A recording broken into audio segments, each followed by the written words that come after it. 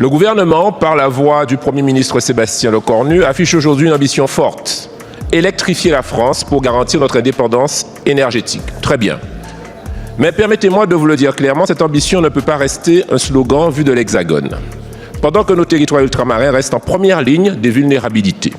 Exemple, le prix du samplon a augmenté de 17 centimes et celui du gazole de 31 centimes au 1er avril. Et pourtant, les Guadeloupéens ne peuvent toujours pas prétendre à l'accompagnement de l'État sur le développement des mobilités électriques. En effet, le leasing social n'est toujours pas accessible sur l'archipel. En Guadeloupe, la réalité est simple, sans carburant, tout s'arrête. Notre territoire est encore massivement dépendant d'énergie fossile importée par la SARA, société de raffinerie, majoritairement de mer du Nord. Incroyable, puisque nous sommes à environ 2 heures de vol de producteurs de carburant, tout près, à Trinidad et Tobago notamment. Mais concentrons-nous sur nos atouts locaux, la géothermie. François Bayrou l'avait dit quand il était commissaire à l'exécution du plan, c'est l'avenir de la France et Borloo l'a dit aussi. Cette géothermie est exploitée à Bouillante chez nous. Elle est pilotable, locale, décarbonée, renouvelable et non intermittente. Et surtout, elle pourrait être développée bien davantage. Des entrepreneurs et sachants tels que l'industriel Gérald de Bougré ou le docteur Henri Joseph me demandent qu'à œuvrer sur cette affaire-là en Guadeloupe. Vous me direz que des propositions sont lancées et que des acteurs comme la SARA ou Albioma étaient ou sont intéressés. Force est de constater que c'est lent, Madame la Ministre. Nous osons espérer que cela est décorrélé des investissements récents d'EDF dans des moteurs fossiles qui ont eu lieu sur plusieurs millions d'euros.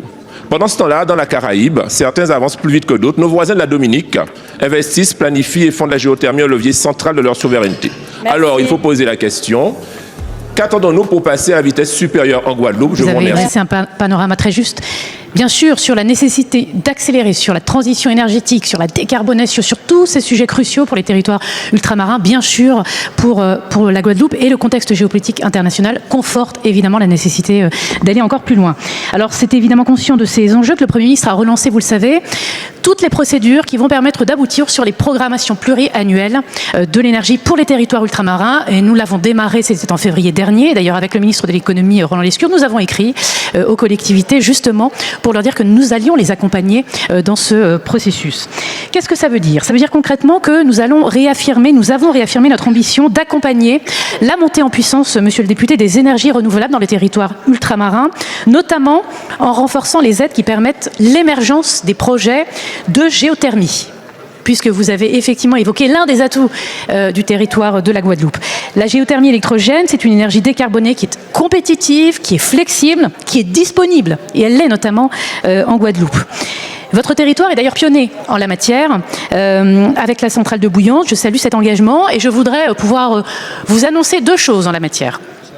La première, monsieur le député, c'est que nous allons pouvoir augmenter la puissance de la centrale de Bouillante pour passer de 10 MW de puissance additionnelle aux 15 MW actuels. La deuxième chose, c'est que nous allons publier dans les prochains jours un texte de la ministre de l'Énergie, Madame Maud Bréjon, qui augmentera l'aide de l'État pour couvrir les coûts échoués qui sont liés au forage exploratoire. Une aide qui va permettre de faciliter l'investissement des porteurs de projets pour développer ensuite de nouvelles centrales géothermiques. La Guadeloupe, bien sûr, mais si vous le permettez, je cite aussi la Réunion, Mayotte et la Martinique. Monsieur le député, voilà 2 annonces qui vont nous permettre d'avancer dans le sens de votre volonté. Et bien sûr, avec la ministre de l'Énergie, nous restons à votre disposition.